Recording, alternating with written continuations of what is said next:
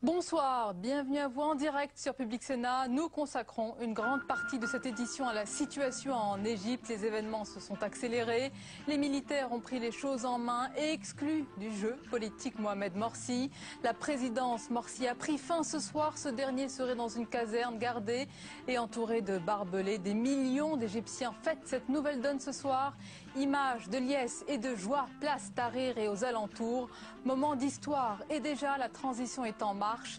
Dans une déclaration télévisée, l'armée justifie son action par la préservation des intérêts du peuple égyptien. Des élections anticipées sont annoncées ainsi qu'un gouvernement de coalition et d'experts.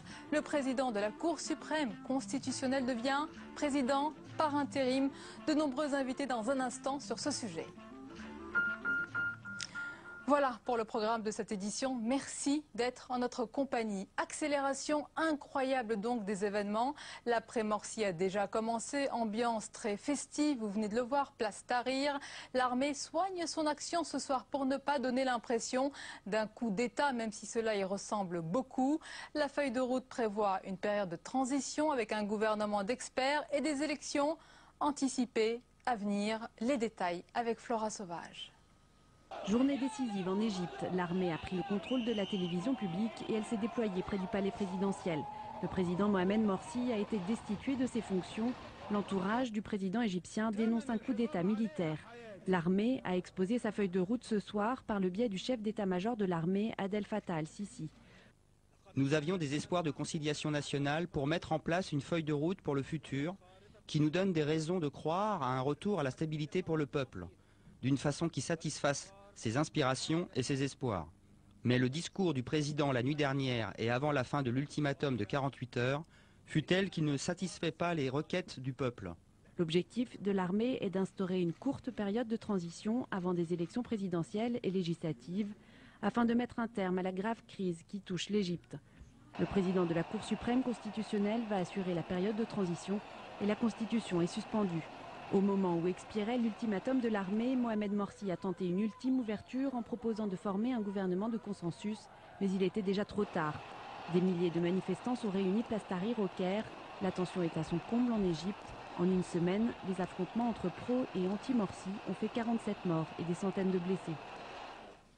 Voilà donc, et la période de transition a déjà commencé en Égypte. Une transition célébrée ce soir place Tahrir et ailleurs en Égypte, mais aussi une transition délicate et sensible avec de nombreuses composantes politiques et religieuses qui vont prendre part à ce processus. Les détails avec Nathalie Guilloire. Une crise et plusieurs hommes pour sortir de cette crise politique. Le premier, Mohamed El Baradei, ancien chef de l'Agence internationale de l'énergie atomique et prix Nobel de la paix. C'est lui qui présente sa feuille de route ce soir de façon collégiale, entouré du patriarche copte orthodoxe et du grand imam Al-Azhar. Revenu en Égypte en 2010 pour s'attaquer au régime d'Hosni Moubarak, Mohamed El Baradei conteste cette fois-ci celui de Mohamed Morsi. C'est le front du 30 juin qui rassemble les plus importants partis et mouvements hostiles au président islamiste, qui l'appelle comme porte-parole. C'est aujourd'hui la voix de l'opposition.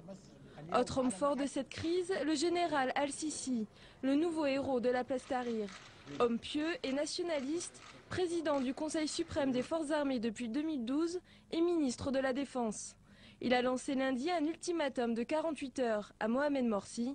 Dans les manifestations, on n'hésite plus à scander « Morsi n'est plus notre président, Sisi avec nous ». Certains le voient déjà à la tête du pays. Et à notre compagnie sur le plateau du 22h ce soir, Martine Gozlan, bonsoir et bienvenue. Journaliste à Marianne, également avec nous, Bagat El-Nadi et Adel Rifat. Bonsoir messieurs. Bonsoir. Vous êtes égyptien, politologue et co-auteur du livre Penser le Coran aux éditions Grasset. Merci d'être avec nous. On va aller direction tout de suite le Caire et l'Égypte avec le journaliste Hicham Ezzat. Bonsoir. Hicham, dites-nous d'abord quelle est l'ambiance en ce moment après la déclaration télévisée de l'armée sur la feuille de route à venir. Oui, bonsoir. La mobilisation sur la place Tahrir ne rate pas son rendez-vous avec sa victoire ce soir. Les rues n'ont cessé de se remplir d'Égyptiens en liesse depuis le début de l'après-midi, des heures avant la déclaration de l'armée qui vient de tomber justement, comme vous en parliez, et qui a annoncé officiellement la fin de la présidence de Morsi. C'est une ambiance extrêmement festif. Donc ici sur la place, c'est une cacophonie de chants, de feux d'artifice, de slogans victorieux. Et les festivités ont lieu quasiment dans toutes les rues de la capitale. Nous sommes dans une ambiance de Coupe du Monde ici, comme on me le disait il y a quelque peu. Donc c'est d'abord la joie ce soir, c'est aussi une population, on le voit, rassemblée avec évidemment des anti-morsi, mais avec à la fois des religieux et tout. Il y a toutes les composantes ce soir dans les rues. Oui, dans les rues du Caire, c'est un rassemblement extrêmement nombreux d'Égyptiens de toutes couleurs et de toutes appartenances.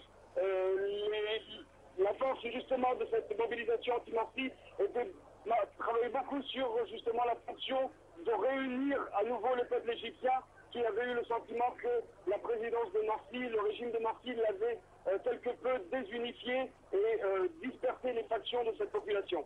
Voilà, la réconciliation, probablement le principal défi à venir. Merci beaucoup Hicham Ezzat pour vos informations ce soir. Alors d'abord, Bagat et El Nadi et Adel Rifat, j'avais envie de vous dire, quel est votre sentiment ce soir? Maintenant, votre émotion, l'histoire s'accélère dans votre pays. Comment vous voyez, vous vivez tout cela? Nous vivons tout ça avec une joie extrême. Parce qu'il faut rappeler l'histoire. C'est le 25 janvier 2011. Il y a eu une révolution en Égypte. Et cette révolution a conduit au départ de M. Moubarak. Nous pensions, ou tout le monde pensait, que ça allait être le début d'une nouvelle ère. Mais ça n'a pas été le cas. Les frères musulmans se sont emparés du pouvoir et ils ont considéré qu'ils avaient tout le pouvoir pour tout faire. Ils ont exclu toute l'opposition. Tous les courants révolutionnaires qui étaient là ont été exclus. Alors, quand la jeunesse égyptienne a décidé de nouveau de prendre les choses en main et le mouvement de Tamarod a eu lieu, c'était un nouveau départ. Et aujourd'hui, ce nouveau départ a donné lieu à une conclusion qui réjouit tout le peuple égyptien. Conclusion déjà, mais ce n'est pas du tout la fin de l'histoire. Restons sur les sentiments. Il y a de la joie, il y a aussi un peu de crainte, d'angoisse, c'est l'incertitude aussi. C'est une nouvelle page qui s'écrit, une feuille blanche de nouveau. Non, c'est pas exactement ça. Parce que c'est vraiment une nouvelle étape de quelque chose qui a commencé il y a 2 ans et demi. Il faut vraiment, et c'est important de le dire au public français qui a bien sûr, il pense à beaucoup d'autres choses, mais il n'a pas le temps d'approfondir les choses. Mais il s'est passé quelque chose de gigantesque en février 2011. Le peuple égyptien est habitué depuis pas 20 ans, 30 ans, 50 ans, 7000 ans à accepter un despote en lui reconnaissant la légitimité d'être un despote.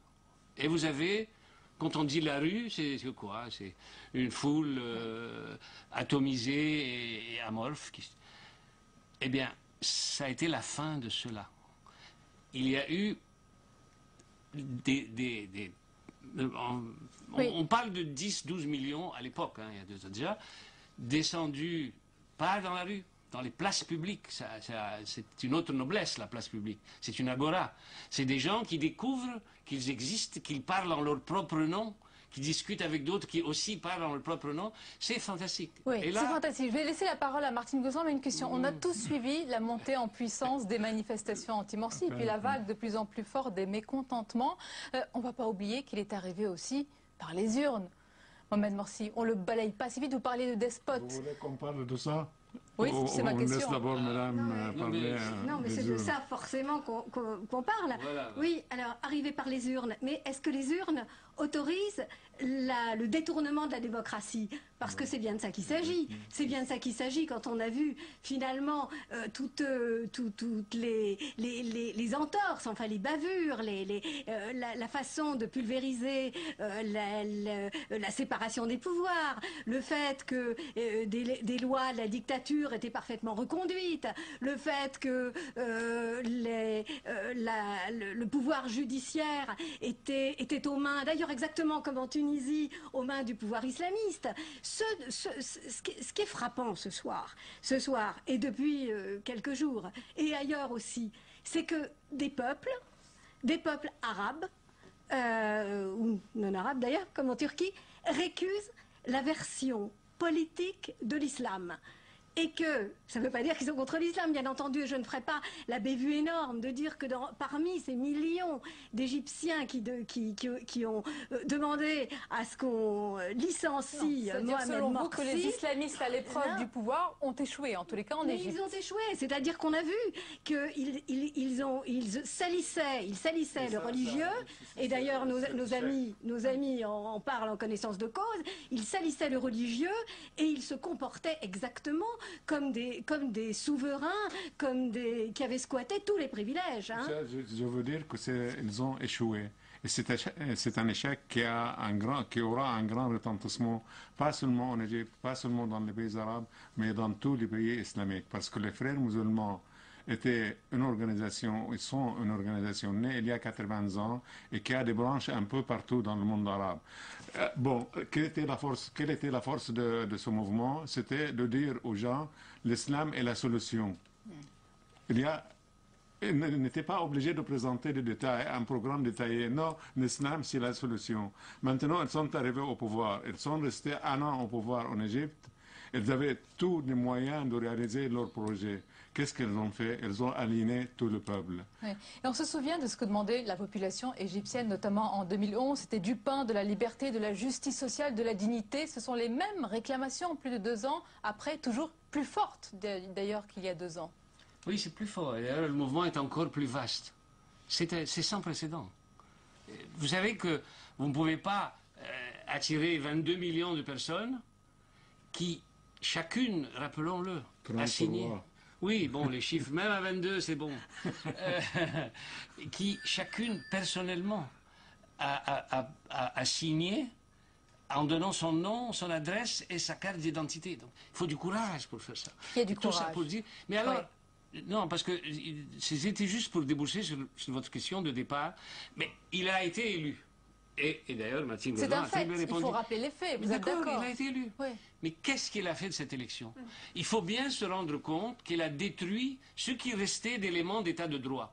Alors, est-ce qu'on va lui donner le droit, parce qu'il a été élu avec 51,5% de refaire le pays à l'image de la confrérie des frères musulmans? Alors, on va poursuivre notre discussion. Je vous propose justement, parce que nous sommes en ligne et en direct avec l'écrivain et réalisateur égyptien Khaled El-Khamissi. Bonsoir Khaled. Bonsoir. Vous êtes salué. Tout le monde vous salue sur ce plateau ce soir. Et je vais vous poser la même question. Quel est votre sentiment à vous ce soir? La victoire. Ah. C'est la victoire du peuple égyptien. Malheureusement, il y a beaucoup de médias européens et américains qui parlent d'un coup d'État militaire. Et ça n'a rien à voir avec ça. Il y a 22 millions d'Égyptiens qui ont signé une application de rébellion contre Morsi. Et moi j'ai assisté tous les jours durant 2011 dans les rues de l'Égypte, et je peux vous garantir que ces derniers 3 jours, le nombre d'Égyptiens dans les rues était 3 à 4 fois plus que 2011. Mais expliquez-nous, Khaled El-Khamissi, bien sûr, on voit la population et on a vu cette vague de mécontentement monter, mais il y a eu aussi évidemment l'armée qui a pris les choses en main. Vous dites pas coup d'État militaire, mais là, c'est un coup d'État populaire peut-être? Ce n'est pas un coup d'État militaire parce qu'il y a 22 millions d'applications signées et données au cours constitutionnel suprême. Et là, avec ce que Morsi a dit il y a 3 jours et hier, c'était un homme totalement déstabilisé. Et hier, il a donné un discours de violence. Et ce qui s'est passé aujourd'hui... Oui, il a appelé à la guerre, il a parlé de sang. D'ailleurs, cela vous a choqué? Ça m'a totalement choqué. Je crois que tous les gens que j'ai connus, personne n'a dormi hier. C'était vraiment un discours catastrophique. Khaled El-Khamissi, restez en ligne avec nous. Je vais donner la parole. Oui, allez-y. Je voudrais revenir à ce mot coup d'État. Oui. Parce que ça se répète tout le temps maintenant ici. Et même les frères musulmans ont commencé à l'utiliser comme s'ils avaient été très respectueux de la légalité toute leur vie. Mais qu'est-ce que nous appelons ce qui s'est passé en janvier 2011? Je viens de recevoir un message d'un ami égyptien qui me rappelle 2011, il y a eu une révolution, mais la révolution a été suivie par la prise de pouvoir du Conseil d'État, du Conseil militaire. Est-ce qu'on appelle ça aujourd'hui un coup d'État ou on appelle ça une révolution? Alors ce qui se passe aujourd'hui en Égypte, c'est la même chose. C'est-à-dire le peuple s'est révolté. Il a demandé la démission de Morsi. L'armée est intervenue pour donner raison au peuple. Alors ce n'est pas un coup d'État, c'est une révolution. Et bien sûr, ça dépend de ce qui va se passer plus tard, peu plus tard. Justement, parlons de l'avenir, puisque la page, l'ère Morsi, qui a été de courte durée, est déjà dépassée. Khaled El-Khamisi, quel est l'objectif, le défi à présent pour vous? Est-ce que c'est la réconciliation, le rassemblement à la fois politique et du peuple égyptien? Regardez, en deux mots, la vraie révolution durant ces dernières semaines, c'était une révolution pour un État moderne. Ça n'a rien à voir ni avec les partis, ni avec l'islam politique. Ça a à voir directement avec les institutions d'un État moderne. Ce qui s'est passé durant cette année de Morsi, ce que les frères musulmans ont essayé de démolir toutes les institutions de l'État moderne et de la société civile égyptienne. Cet État bâti il y a 200 ans, les frères musulmans ont commencé un processus de démolir toutes les institutions de l'État moderne. Et là, le peuple égyptien, durant ces derniers, même 3 ou 4 mois, a commencé à a commencé à descendre dans les rues pour dire non. Notre État est un État moderne et on refuse totalement. Et c'est pour cela que vous parlez donc d'un sentiment de victoire ce soir. Mais est-il partagé aussi par l'ensemble de la population? On le rappelle, il y a bien sûr des millions d'Égyptiens dans la rue, mais il y a aussi des millions d'Égyptiens qui ont voté, je le rappelle, excusez-moi, mais c'est la réalité, pour Mohamed Morsi. Est-ce que c'est un pays ce soir qui vous semble rassemblé ou divisé? Non mais regardez, cette idée d'élection, c'est une idée totalement fautive, parce que pour parler des élections, on doit d'abord comprendre les lois d'élection qui a été... Je sais que ceux qui écoutent aujourd'hui sont des Européens qui ont une vision des élections qui n'a rien à voir avec ce qui s'est passé en Égypte. Pourquoi? La démocratie n'est pas à géométrie variable, ni les élections, Khaled El-Khamisi. Les élections qui étaient passées, c'était lié à des lois non respectées, finalement. Allez-y, terminez votre propos. Mon propos est très simple, que les élections qui a donné la présidence à Morsi, de mon point de vue personnel, n'étaient pas des élections justes. Bon, on a bien compris votre propos. Et ce soir, en tous les cas, ce que vous voulez peut-être rappeler et célébrer, c'est la victoire, selon vous. C'est bien cela, c'est ce qu'on va retenir. Merci beaucoup, Khaled El-Khamisi, d'avoir été tout. Merci à vous. Martine Kozlan, vous voulez réagir? Oui. Sur le problème, les besoins, tout ce qui a jeté les Égyptiens dans la rue et tout ce qui a poussé à la constitution de cette tamarode, de cette rébellion. On va rappeler aussi qu'il y a eu des morts. Il y a des gens qui ont donné leur vie. Exactement, parce qu'on ne peut pas être dans l'angélisme non plus. Parce que qu'est-ce que c'est? D'abord, juste quelque chose de sordide à rappeler aujourd'hui, c'est que les foules, quelles que soient sur la place Tahrir, quelles que soient les révolutions, eh bien, ce sont toujours les femmes qui trinquent. Je voudrais le dire fortement, Sonia, ici sur ce plateau, il y a eu Human Rights Watch à dénombrer une centaine d'agressions sexuelles et de viols sur la place Tahrir. Pourquoi j'en parle? Parce que ça fait partie de l'insécurité et du chaos qui prévalent en Égypte et qui a été aussi banalisé par les frères musulmans, banalisé par Mohamed Morsi. Morsi n'a fait que donner des gages aux salafistes, encore et toujours. Et il y a eu dans les villages, dans les villes, une insécurité maximale. Souvenons-nous des affrontements meurtriers d'Alexandrie. Mauvais, dénoncé, décrié selon vous sur le plan économique et social, et insécurité maximale, drame économique. Et maintenant, que faut-il faire? Alors maintenant, justement, les droits, il faut absolument restaurer le minima des droits. Parlons de maintenant. Humains. Les premiers actes, justement, la Constitution, donc d'abord et avant tout, puisque celle de Mohamed Morsi est suspendue, annonce ce soir qu'il y a donc une période de transition, un nouveau gouvernement technocratique, en tous les cas d'experts, et le président de la Cour suprême du Conseil constitutionnel qui devient président par intérim. Est-ce que cela vous semble cohérent, construit, structuré? Oui, moi je crois que le problème maintenant c'est d'avoir un projet. Ça, c'est l'essentiel. Parce que pendant un an, nous n'avions pas de projet. Le président était en train de faire et refaire et refaire et refaire tout ce qu'il faisait et on n'arrivait à rien savoir même. Maintenant, nous allons voir ce que Tamarod a présenté comme projet pour l'avenir, comment le processus va se dérouler et ça dépend de ce que l'armée va décider. Mais l'essentiel, à notre avis, c'est que l'armée cède le pouvoir, c'est-à-dire qu'elle ne tienne pas le pouvoir plus que demain. Et ces paroles vous ont paru rassurantes au général El-Sisi ce soir? Il dit que finalement, enfin il a un peu habillé, maquillé, pardonnez-moi, son rôle en expliquant, et c'est tout à fait peut-être légitime, qu'il fallait intervenir pour ne pas tomber dans la guerre civile, mais il dit moi je me tiens éloigné du pouvoir. Vous y croyez? Oui, c'est comme ça. C'est comme ça que les millions d'Égyptiens le comprennent. Et c'est pour ça qu'il faut quand même revenir sur une phrase que vous avez dite, mais quand même, il y a eu ceux qui ont voté d'un côté pour Morsi et les... Attention, actuellement, nous en connaissons des dizaines, des gens qui ont voté pour Morsi et qui, pour rien au monde, ne voteraient pour lui et qui se sont mis... Et qui étaient ce soir, et qui sont ce soir devenu un camp retranché.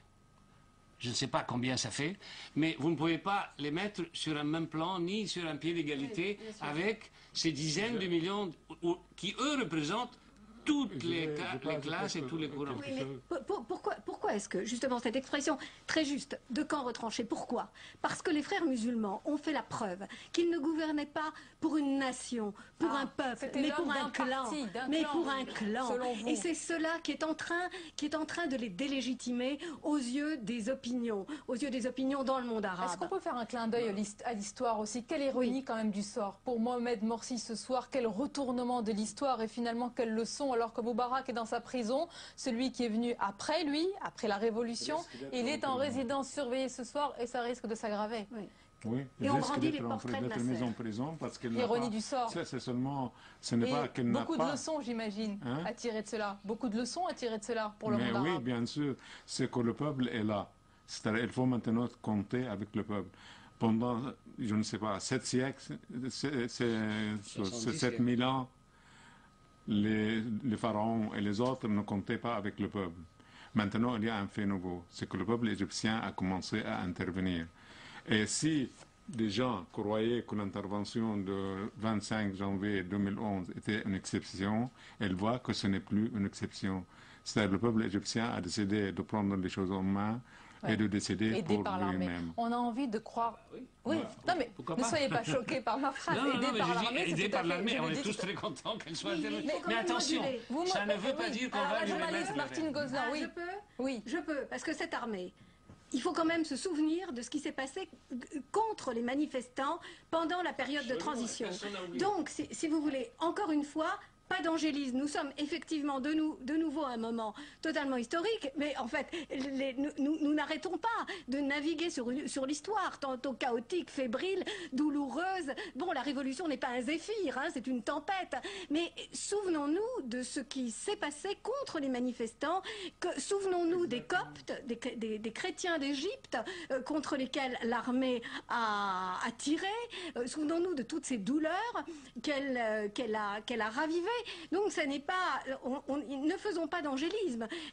L'armée égyptienne, aussi grande qu'elle soit, pour avoir interrompu la course de l'islamisme, vers l'abîme, elle ne peut pas non plus être sainte là-haut sur le piédestal et voilà, sous le portrait de Nasser. Parce que ce qui est fascinant aussi, c'est ce que pensent aussi les manifestants dont nous parlons. Personne n'a rien oublié. Personne n'est dupe. Personne n'est dupe. Et c'est ça qui est fantastique. L'expérience acceptée, intégrée, et qui fait que d'année en année, vous voyez ces jeunes qui ont fait un apprentissage fabuleux de la démocratie, du politique. On comprend votre émotion, on comprend votre joie, on comprend tout ce que vous ressentez ce soir pour votre pays. Je voudrais qu'on parle aussi du signal pour le monde arabe. La situation est très très différente, mais on ne peut pas s'empêcher ce soir de penser à la Tunisie, qui a été la première, la pionnière dans les révolutions arabes. Les Tunisiens ont les yeux tournés ce soir vers ce qui se passe en Égypte, et probablement aussi le parti islamiste au pouvoir, Ennahda. Comment peut-il regarder ces événements? Alors, le Premier ministre, M. Larayed, a déclaré hier, je crois, ce qui se passe en Égypte ne peut pas arriver en Tunisie. Ah non, ça n'est pas possible. Mais je vous rappelle... Ce qui est arrivé en Tunisie ne peut pas arriver en Égypte. Chers amis, je vous rappelle qu'aujourd'hui, si les élections avaient lieu en Tunisie, le parti islamiste serait défait aujourd'hui. Ce qui ne nous dit pas qu'il sera défait demain, car la capacité de mener à la violence provocatrice des islamistes et de leurs alliés, les ligues de protection de la révolution, en fait les ligues de détournement de la révolution en Tunisie sont immenses, n'est-ce pas? Regardons l'assassinat de Choukri Belaïd. Mais demain, Monsieur Hollande arrive en Tunisie. Pas seulement en Tunisie, mais je crois qu'il y a même en Turquie. Et maintenant, ils sont en train d'étudier ce qui se passe en Égypte, parce qu'Erdogan croyait donner des leçons à l'Égypte, aux frères musulmans. Mais maintenant, il doit prendre des leçons lui aussi. Parce qu'après les manifestations qui se sont passées en Turquie, et la colère populaire contre ces projets et contre là, il est en train de voir maintenant que ça peut aller loin. C'est-à-dire ce n'est pas parce qu'on a écrasé les manifestants. Oui, il ne faut plus jamais dire jamais, parce que tout peut arriver. Je crois qu'ils l'ont appris. Mais les peuples se répondent. Je suis persuadée que la révolte de Taksim, elle a été regardée depuis l'Égypte. La révolte turque d'Istanbul, elle a été regardée depuis l'Égypte. C'est-à-dire que les peuples se répondent. Les peuples se regardent changer, exiger, et les peuples ne sont plus ce que vous disiez. Je voulais qu'on termine aussi et qu'on parle de la réaction des capitales occidentales. Les États-Unis se disent inquiets pour le moment. Ils regardent. On va se fâcher là. Non, vous allez vous fâcher, j'ai envie de ça. Regardez les États-Unis qui se disent inquiets. Pour le moment, ils regardent, ils ne prennent pas parti. Je surveille l'AFP, peut-être vont-ils annoncer quelque chose ce soir, mais comme ils ont lâché Moubarak, ils ont déjà lâché Mohamed Morsi. Mais je ne suis pas certain qu'ils ont lâché Mohamed Morsi, qu'ils ont lâché. Je crois que l'armée et le peuple ont obligé les États-Unis à lâcher Mohamed Morsi. Non, ce n'est pas eux. C'est-à-dire ils auraient pu faire ça il y a longtemps. Ils auraient pu, parce que quand Mohamed Morsi a sorti sa déclaration constitutionnelle, ou par laquelle elle prenait tous les pouvoirs, elle empêchait n'importe qui de le critiquer ou de s'opposer à ses décisions, les États-Unis auraient pu quand même dire à Morsi, cessez, ça ce n'est pas possible. Mais ils ne l'ont pas fait. On a eu la révolution. Maintenant, je crois qu'on ne peut pas dire que les États-Unis ont lâché Morsi. Je peux dire qu'ils ont été forcés à se taire. On va finir sur la France. Vous l'avez rappelé, Martine Gozlan. Demain, le président français, François Hollande, sera en déplacement en Tunisie pour 2 jours, voyage officiel. Que peut-il dire? Parce qu'il arrive à un moment très particulier par rapport aux voisins égyptiens. Est-ce qu'il va saluer en Tunisie cette nouvelle transition égyptienne? C'est délicat. Écoutez, bon, ça relève de la politique, de la délicatesse et des nuances diplomatiques. Mais ce dont on peut être certain, c'est qu'il arrive à un moment de basculement pour le pouvoir islamiste. Il arrive un jour aussi où il y a un procès emblématique qui se déroule. Le procès d'Amina Sboui, la jeune Tunisienne la jeune Femen, qui est tout simplement...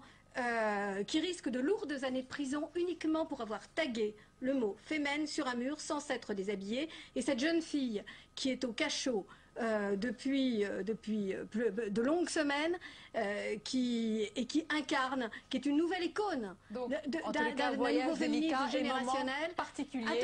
Attention, les libertés sont quand même bafouées en ce moment en Tunisie. Donc est-ce que le président dira un mot? Voilà. Nous le verrons et nous aurons l'occasion d'en reparler. Merci beaucoup d'avoir été nos invités ce soir.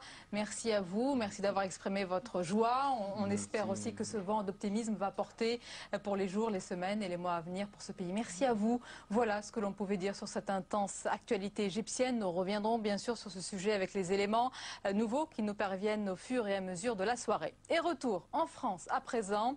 Et dans l'actualité, la ministre Najat Vallaud-Belkacem a présenté aujourd'hui sa loi cadre sur l'égalité femmes-hommes en Conseil des ministres. Et parmi les sujets abordés, il y a la vie familiale, la politique ou encore le salaire. Et les femmes gagnent en moyenne 27% de moins que les hommes. Une disparité, vous allez le voir, plus importante encore. Chez les retraités, la différence peut aller jusqu'à 40%. Le sujet est d'actualité à la veille du début des négociations entre gouvernement et partenaires sociaux sur la prochaine réforme des retraites. Regardez ce reportage de Flora Sauvage. Anne-Marie a une carrière morcelée. À 61 ans, cette ancienne professeure de musique n'a validé que 89 trimestres. Elle doit attendre encore 4 ans avant de pouvoir toucher une petite retraite.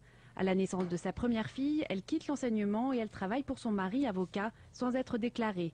Cela durera 10 ans. Mon mari m'a convaincu alors que s'il me déclarait, ça coûterait beaucoup plus cher que s'il ne me déclarait pas. Bon, évidemment, c'est ensuite sur moi que ça retombe. Je n'aurais pas dû accepter, c'est évident. Après son divorce, Anne-Marie reprend l'enseignement, mais au bord du burn-out, elle finit par quitter son travail pour s'occuper de sa seconde fille, polyhandicapée. J'ai démissionné à ce moment-là de l'enseignement pour pouvoir m'occuper de ma fille. Et j'ai appris à peu près 10 ans après que j'aurais pu avoir le droit à une aide financière si je démissionnais pour assister à une personne handicapée. Mais à l'époque, personne ne me l'a dit nulle part. Michel et Anne-Marie sont retraités depuis une dizaine d'années. Ça, c'est les 2 feuilles qu'on a reçues de la caisse de retraite pour faire les déclarations d'impôts. Ancien ouvrier du livre, Michel touche une retraite 2 fois plus importante que celle de sa femme Anne-Marie. Je suis couturière, mais j'ai arrêté à 60 ans. Et je touche 500 € par mois, 500 et quelques euros par mois. Je touche royalement 1134 €, dernier chiffre envoyé par ma caisse de retraite. Je ne parle pas de la complémentaire. Je ne sais pas comment j'aurais fait si j'étais toute seule. La carrière d'Anne-Marie a été morcelée à cause d'un handicap. Ce qui inquiète le couple, c'est l'avenir. Tant qu'on est 2, on s'en sort. Mais il suffit que moi je ferme les yeux, mon épouse devrait se débrouiller, elle sera économiquement faible et elle sera au-dessous du seuil de pauvreté. Aujourd'hui, les femmes touchent en moyenne une retraite de 40% inférieure à celle des hommes. Mon limogeage. Delphine Batho n'a pas mâché ses mots, ou plutôt son mot, lors de la passation de pouvoir au ministère de l'écologie. Elle promet aussi de tout dire demain sur son éviction express. On l'écoute. Je souhaite à Philippe Martin bonne chance dans ses fonctions et bon travail. Et en ce qui concerne les circonstances de ce limogeage et ses conséquences, je dirai tout dans une conférence de presse demain à 15 h. Et le Premier ministre Jean-Marc Ayrault a justifié aujourd'hui sa décision de renvoyer Delphine Batho par le respect de la solidarité gouvernementale. On l'écoute. S'agissant du gouvernement de la France, l'acte budgétaire est un acte central. Et si une ministre, pour laquelle j'avais tout respect, puisque c'est moi-même qui lui avais proposé d'entrer au gouvernement et qui lui ai proposé cette fonction, donc je lui garde évidemment toute mon estime. Mais si elle dit, s'il vous plaît, qu'effectivement le budget qui a été préparé avec elle n'est pas un bon budget, qu'elle le dit publiquement, il y a un problème politique, un problème de cohérence, un problème de solidarité gouvernementale. C'est la raison pour laquelle j'ai demandé la démission de Mme Batho au président de la République. La solidarité gouvernementale, c'est la garantie de l'efficacité gouvernementale, c'est la base de notre crédibilité, de notre respect du citoyen, c'est la base de notre efficacité. Et on s'arrête ce soir à un moment sur le profil et le parcours du tout nouveau ministre de l'écologie, Philippe Martin, ex-député PS du Gers. Il a été en poste comme préfet. Le nouveau ministre semble rassurer les écologistes. On voit tout cela avec Paul Bouffard. Inconnu du grand public, il ne l'est pas des militants écologistes. Au Parti socialiste, il est le principal activiste anti-OGM. Philippe Martin, 59 ans, le député du Gers n'hésite d'ailleurs pas à poser aux côtés de José Bové. L'homme est loin d'être un novice en matière d'écologie et Laurence Rossignol le confirme. Ils sont tous deux membres fondateurs de la gauche durable au PS. Il a une porosité, une sensibilité aux questions écologiques qui font qu'il est, dans ce ministère, il n'est pas incongru, quoi. Au début des années 80, on l'aperçoit au poste d'attaché parlementaire à l'Assemblée nationale. Il passera par les cabinets ministériels de la Défense et du Logement. Beaucoup parlent de lui comme un homme de consensus, mais pourtant, il serait fin négociateur. Il vit au milieu des gens, c'est-à-dire que c'est quelqu'un qui n'est pas un apesanteur. Il chante, il a beaucoup d'entre-gens et Philippe est un bout en train extraordinaire. Mais quand il est au boulot, c'est pas la même chose, hein. Quand il est au boulot, c'est le boulot, et là, il est très très sérieux. Du sérieux, il lui en faudra, car 2 démissions plus tard, il se retrouve au poste de ministre de l'écologie, un siège éjectable. Alors petit conseil de Laurence Rossignol. Il dit Philippe Martin pourrait faire une séance de formation pour tous ses collègues ministres. L'année dernière, Najat a fait ce qu'il fallait pour que les ministres deviennent tous féministes. Ce serait bien qu'ils deviennent tous écolos. OGM, gaz de schiste, malbouffe, des combats qui le rapprochent des partenaires verts. En décembre dernier, il avait d'ailleurs été chargé d'harmoniser les relations entre majorité et alliés de gauche. Et invité du 22h ce soir, c'est le président de la FNSEA, c'est la Fédération nationale des syndicats d'exploitants agricoles. Xavier Belin, bonsoir. Bonsoir. Et bienvenue à vous. Nous allons évoquer ensemble la politique agricole du gouvernement. Nous parlerons aussi, et c'est l'actualité, des négociations commerciales entre l'Europe et les États-Unis qui doivent démarrer ce lundi et qui vous inquiètent. Mais d'abord, l'actualité, c'est un nouveau visage au ministère de l'écologie, Philippe Martin, qui s'est notamment illustré, on vient de l'entendre, dans son combat contre les OGM. Il est présenté aussi comme un fervent défenseur de l'agriculture raisonnée. Est-ce que sa nomination est une bonne nouvelle pour les agriculteurs? Écoutez, nous verrons à l'avenir, mais ce que je peux dire, c'est que nous nous sommes rencontrés à quelques reprises depuis plusieurs mois, parce qu'il a été chargé par le gouvernement, par le Premier ministre, d'un rapport sur l'eau, et en particulier l'eau et l'irrigation. Et donc ça a été l'occasion pour lui peut-être d'approfondir aussi ses connaissances sur l'agriculture. En tout cas, c'est quelqu'un avec qui on peut discuter, donc je me réjouis à la limite qu'on puisse avoir un ministre de l'Environnement avec lequel nous puissions avoir des contacts. On sait qu'il y a beaucoup de dossiers difficiles en ce moment, notamment dans la relation agriculture-environnement. Moi, ce que je demande aussi à nos amis écologistes, c'est un petit peu de sagesse parfois dans les propos et dans les attentes. En ce moment Je pense qu'il faut faire attention. Nous sommes dans une compétition internationale qui est très rude. Alors je sais que le mot compétitivité et compétition ne sont pas des mots forcément qui vont bien avec l'environnement. Ce que nous voulons, nous, c'est mettre en relation et mieux combiner ce que nous appelons la performance économique et la performance environnementale.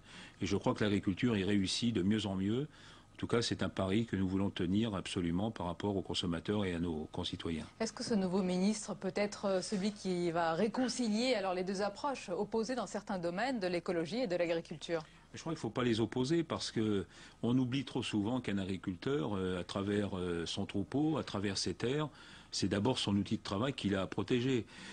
En quoi l'agriculteur aurait-il intérêt finalement à souiller ses terres ou à maltraiter ses animaux? Je crois que tout ça n'a pas vraiment de sens. En revanche, ce qui est vrai, c'est qu'il y a beaucoup de réglementations aujourd'hui. Ce que nous demandons d'ailleurs au président de la République et au Premier ministre, c'est une pause environnementale. Une pause, ça ne veut pas dire de faire marche arrière. Ça veut dire simplement se poser et regarder parmi l'ensemble des directives et des réglementations auxquelles ont fait face les agriculteurs aujourd'hui, comment nous pouvons les mettre en œuvre de manière pragmatique, mais en même temps sans perdre ce qui aujourd'hui nous fait défaut quand même, c'est-à-dire un retard de compétitivité par rapport à nos voisins, notamment espagnols, allemands, etc. Vous lui demandez une pause sur l'environnement, vous demandez cela au couple exécutif au moment où les Verts lui demandent une accélération. Je crois qu'on parle peut-être, oui, mais on peut se comprendre. Quand on parle d'une accélération, c'est par exemple sur la question énergétique. L'agriculture peut aussi apporter des réponses partielles dans un bouquet énergétique renouvelable. La biomasse aujourd'hui, la biomasse agricole, c'est une biomasse qui peut être mise à disposition de cette ambition. Donc on peut parfaitement se comprendre. Vous avez parlé du président de la République, vous avez parlé du Premier ministre et vous ne m'avez pas encore parlé de l'actuel ministre de l'Agriculture. Pourquoi il vous a déçu? Non, il ne nous a pas déçus. Bon, j'ai eu quelques propos parfois jugés un peu acides, mais c'est simplement que nous avons beaucoup de dossiers aujourd'hui sur la table, les négociations internationales, les négociations européennes sur la PAC, on va en parler, beaucoup de dossiers nationaux. Et alors, il ne vous défend pas assez vigoureusement? Ce que j'ai dit, c'est que sur ces dernières interventions depuis quelques semaines, on l'entendait beaucoup sur beaucoup de sujets, peut-être à peine assez sur l'agriculture. Ceci étant, je note quand même que sur, en particulier, le dossier de la PAC, le ministre a été présent dans les négociations, il a fait valoir la voix de la France. Donc voilà. Bon point sur le dossier de la PAC, mais récemment, lors d'un grand congrès à Troyes, je vais rappeler vos propos, vous lui avez adressé un message très clair pour travailler autrement, travailler plus et travailler mieux. Est-ce qu'il a entendu le message? Oui, je le pense. Vous savez, les paysans sont exigeants parce que ce sont des gens qui se lèvent tôt et qui se couchent tard, et qui en général prennent assez peu de vacances. Donc ils aiment bien aussi avoir dans leur entourage des gens qui sont un peu comme eux. Voilà, c'est le message que j'ai aussi voulu lui faire passer. Mais ceci dit, pour être très sérieux, vraiment j'insiste, nous sommes dans une phase où vraiment l'agriculture aujourd'hui nécessite une très grande attention. Et pas simplement en défensif, mais aussi parce que, au regard notamment du redressement productif dont chacun aspire à ce qu'il donne des résultats, l'agriculture, l'agroalimentaire, l'agrofourniture sont vraiment des secteurs qui peuvent apporter... Si souvent, c'est d'abord parce que c'est un cri du cœur des agriculteurs, mais parce que vous ne semblez pas être entendu, Xavier Belin. J'y crois, et malheureusement, les chiffres ne vont pas forcément dans le bon sens. Il y a quand même des tendances sourdes aujourd'hui qui font que, par exemple, la France est passée numéro 3 en Europe alors que nous étions à la première place depuis plusieurs années. Donc posons-nous quand même les bonnes questions. Alors, encore une fois, il y a des situations dans des pays comme l'Allemagne, comme l'Espagne, notamment sur le plan social, que nous ne voulons pas accepter en Europe, en France, et que nous n'accepterons pas. Mais en revanche, il faut soutenir l'investissement. Il faut sortir aussi parfois de quelques réglementations franco-françaises. Investissement, ce sont les deux pieds, selon vous, pour une agriculture d'avenir. Ayons un peu la niaque, si vous me permettez le mot. Et voilà, il faut y croire. Écoutez, je pense que non, mais c'est pas un problème de ministre en soi, c'est simplement une orientation à donner. Vous voyez, c'est vous qui moi j'ai envie de dire aujourd'hui, parmi les grands secteurs de l'industrie et de l'agriculture cumulés, nous faisons partie aujourd'hui sans doute d'un sous-ensemble qui peut apporter des solutions. Le gouvernement se bat sur l'emploi. Je rappelle que nous sommes dans un secteur où nous avons 3 500 000 emplois. 15% des emplois dans ce pays. Est-ce qu'on a la volonté ou non de les consolider? Vous pouvez être nous un avons vecteur des de sortie de crise, c'est ce que vous rappelez ce soir. On va parler à présent des négociations commerciales, Europe, États-Unis, qui vont bientôt débuter. Et cette perspective angoisse le monde agricole. Pourquoi?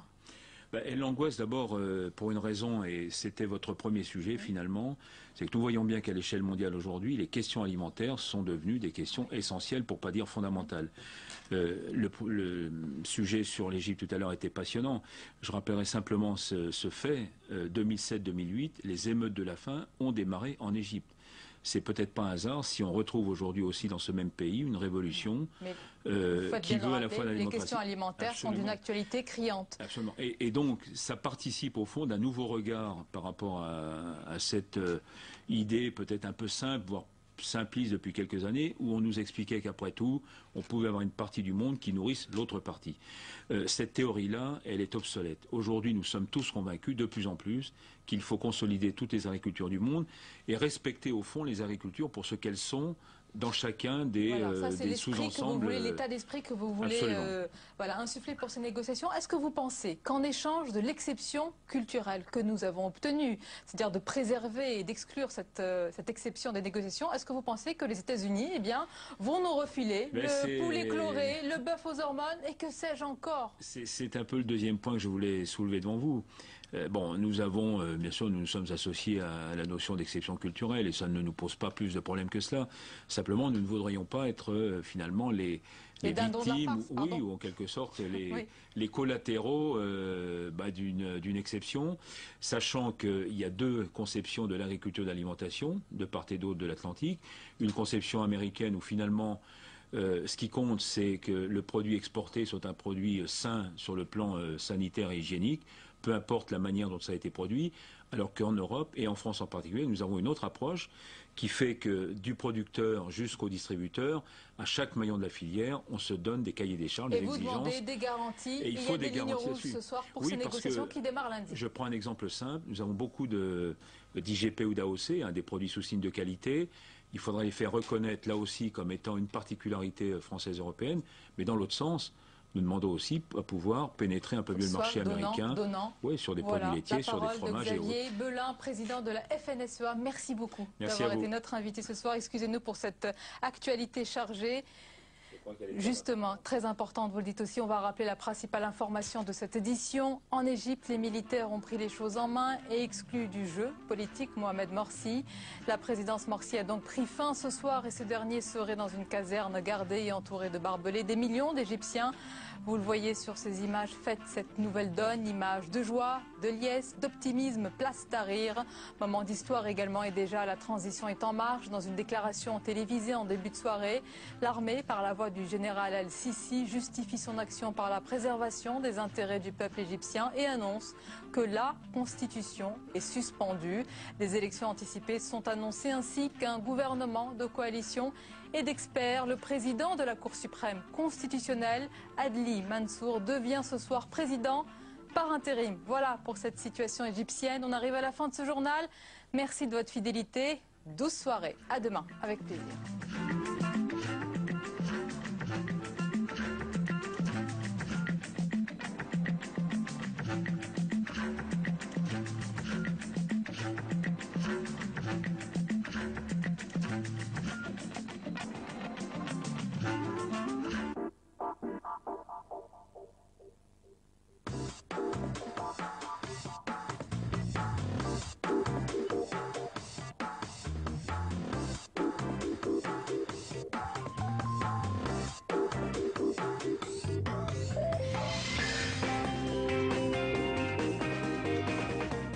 Cher Priant Jacob, vous auriez pu être plus franc et faire comme dans les cours d'école, me traiter de pédé.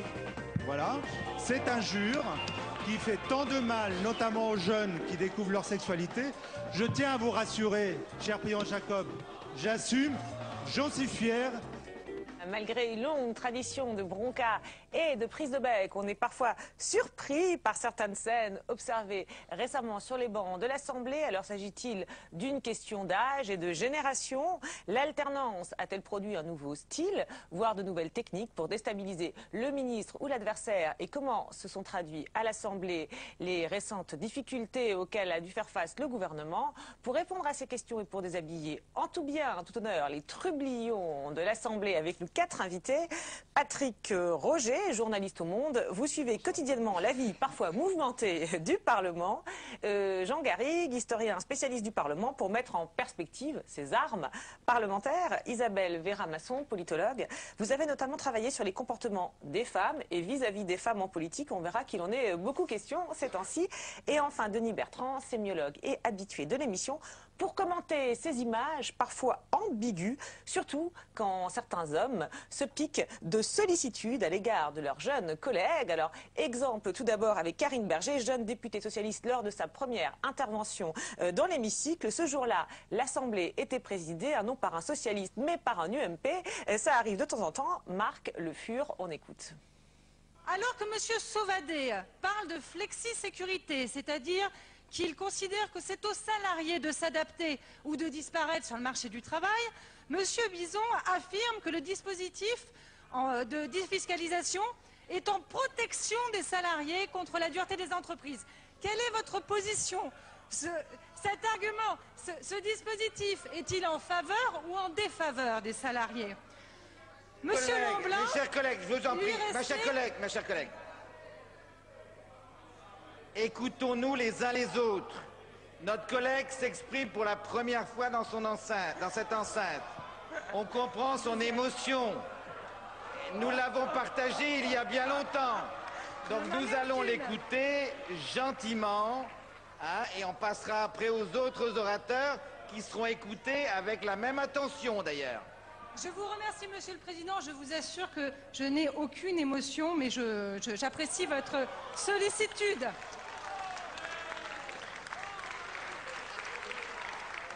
Voilà, et ça s'agite derrière, alors beaucoup de sollicitude, mais aussi peut-être un petit clin d'œil complice à ses collègues de l'UMP qui s'agitent, on les entend sur les bancs. Alors ça, c'était au début de la mandature, mais ça s'est reproduit, et notamment récemment, ce chahut, lorsque la ministre déléguée Yamina Benguigui a été mise à rude épreuve lors de sa première réponse, lors des séances de questions au gouvernement. Écoutez. La parole est à Madame Yamina Benguigui, ministre déléguée chargée de la francophonie. S'il vous plaît, s'il vous plaît. Monsieur le Président. Allez. Mesdames et Messieurs les députés, Monsieur le député, Monsieur Jacques Grabal, c'est dans votre circonscription que la langue française est devenue une langue nationale. Cette terre a porté le talent de Jean de La Fontaine, Jean Racine, Alexandre Dumas. Je serai à vos côtés pour faire du château de Villers-Cotterêts la maison de la francophonie. Je défends l'idée d'une langue solidaire, d'une langue égalitaire. C'est au nom de ces valeurs que j'organiserai le premier forum mondial des femmes francophones le 20 mars à Paris.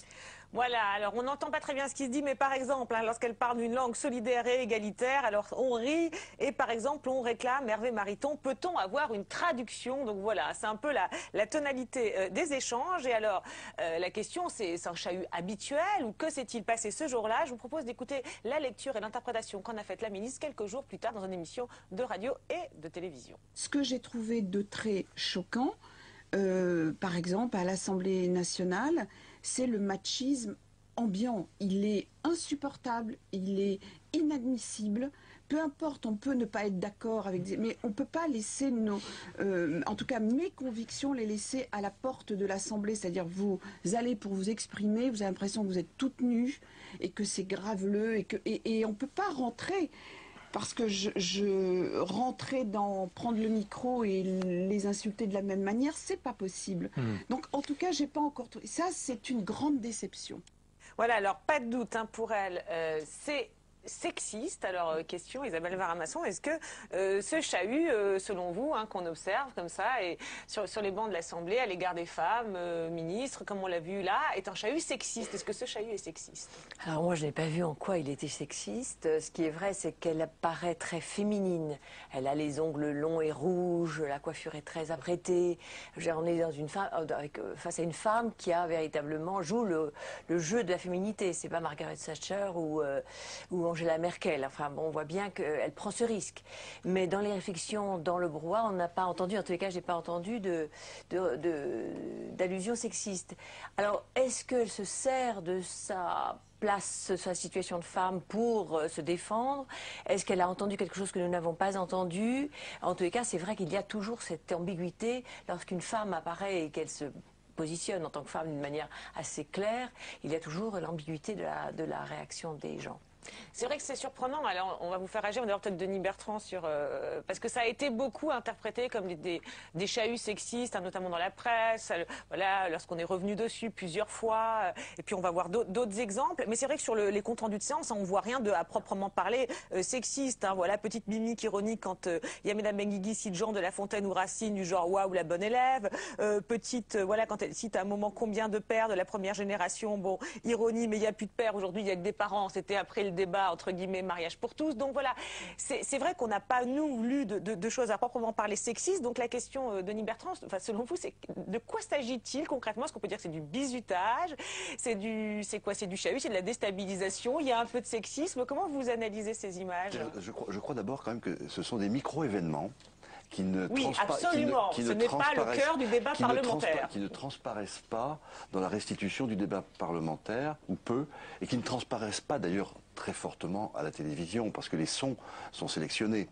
Et on ne perçoit pas le chahut, on ne perçoit pas l'ambiance elle-même, je suppose. Enfin, je pense que ça doit être tout à fait différent sur place. Et donc ce sont des micro-événements. Et effectivement, le sens... Mais qui, du coup, peuvent déstabiliser la personne. Oui, bien sûr. Et pourtant, le sens, c'est quand même assez décisif, quoi, parce qu'on perçoit bien à travers ces mimiques, ces petits décodages de signes plus ou moins importants, ou plus ou moins infimes, vestimentaires ou autres, à quel point il y a une tradition relationnelle inscrite dans les meubles, pourrait-on dire. Et que les hommes, les positions, la familiarité avec laquelle les uns s'installent, le ton du discours même, je trouve, montre que certains semblent chez eux.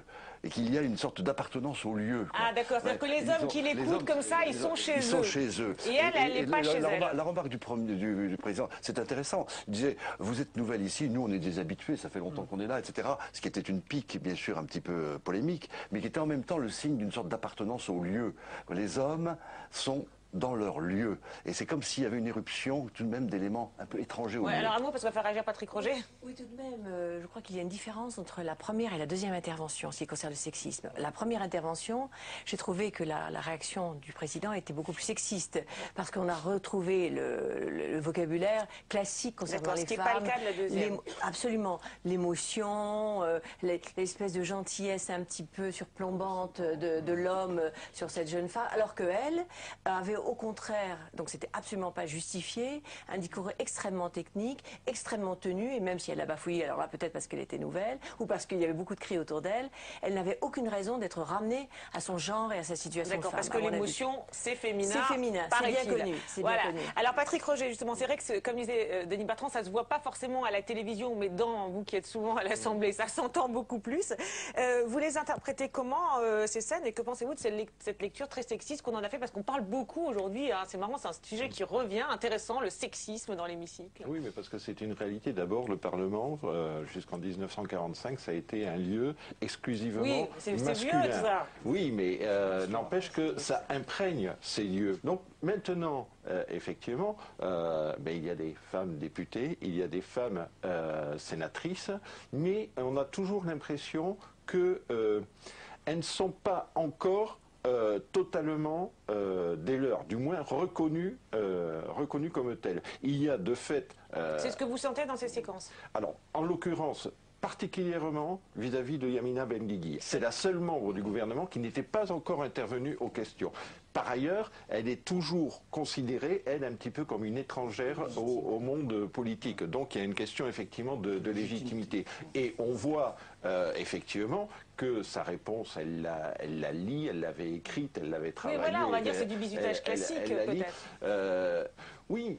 Alors, tout nouveau membre du gouvernement est plus ou moins soumis à ce bizutage. Et on parlait effectivement, on disait effectivement que les micros d'ambiance ne saisissent pas pour la retransmission en direct ce qui se passe dans l'hémicycle. Mais la première chose que l'on fait pour tous les membres du gouvernement, c'est effectivement leur dire ne vous laissez pas déstabiliser, ne répondez pas aux interpellations de l'hémicycle, parce que justement, le téléspectateur ou la téléspectatrice, eux, ne voilà, il y a un biais pas. parce qu'il ne verra pas le chahut, il vous verra juste vous, gêné, bafouillant, etc. Alors justement, Jean Garrigue, historien, alors vous dites ça a toujours existé.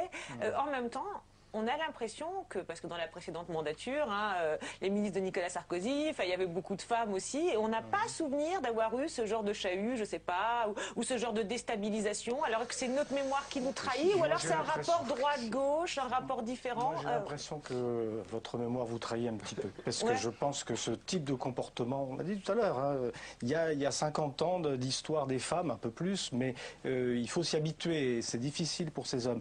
J'ajouterais quand même qu'on est sur la scène d'un spectacle et que l'enjeu pour les députés sur les travées de l'hémicycle, qui au passage est une toute petite salle en fait, et où se répercute très très fort pour l'orateur la pression de ces députés, l'enjeu c'est aussi de se faire remarquer de leurs électeurs. Ça entre aussi en ligne de compte dans ce qui peut se passer, y compris dans je dirais, les aspects les plus triviaux du comportement de l'être humain. Ça s'est vu à maintes reprises. Simone Veil, en 1974, avait dû affronter un certain nombre de réflexions pour le moins désobligeantes, et elle n'est pas la seule. On pourrait, qui venait de son camp, parce que là, on est quand même de la déstabilisation du camp adverse. Là, ça vient de son propre camp, à l'époque. Il est possible que la culture de gauche soit un peu moins sensible à ce type de machisme, mais n'oublions pas que les députés, et ça c'est depuis le début du 19e siècle, ce sont des quinquas, des sexagénaires installés dans la vie et qui ont du mal à voir arriver des gens qui viennent d'autres. On va passer à la suite. Simplement reproduire les codes dominants, c'est absolument transcourant. Et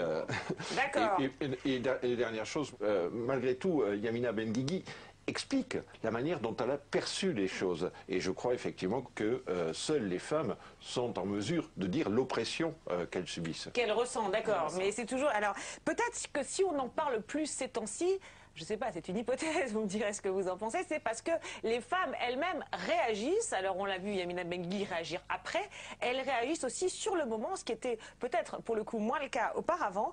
Alors, 3 styles de réaction à chaud, là aussi un petit, je ne sais pas si c'est un catalogue, un florilège, un répertoire. Tout d'abord, Cécile Duflot, c'était au tout début de la mandature, lorsqu'elle est arrivée pour répondre à une question dans une tenue qui visiblement a beaucoup fait réagir. Madame Cécile Duflot, ministre de l'Égalité des Territoires et du Logement.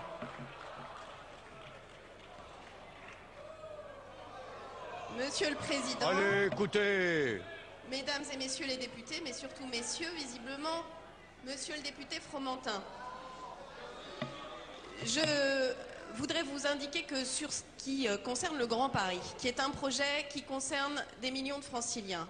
Voilà, surtout messieurs visiblement, petite remarque, mais enfin ça a l'air de glisser sur elle. Cela dit, ça c'était il y a quelques mois, on remarque qu'elle a quand même un peu changé de tenue et de style, non Patrick Roger, on la voit quand même plus dans l'uniforme classique, veste, etc. C'est exact, cela dit, ces images ont été prises en été, les beaux jours vont revenir, rien n'interdit à quiconque de s'habiller de manière estivale. Rien n'interdit, mais peut-être qu'au bout d'un moment, ce genre de réaction, oui, Il y a un petit événement esthétique quand même qui est intéressant dans l'image, c'est le mouvement, la façon dont elle se retourne en arrivant en bas de l'hémicycle, et le mouvement que fait la robe à ce moment-là, une corolle. Enfin, il y a un événement esthétique très particulier qui, à mon avis, suscite une émotion, simplement,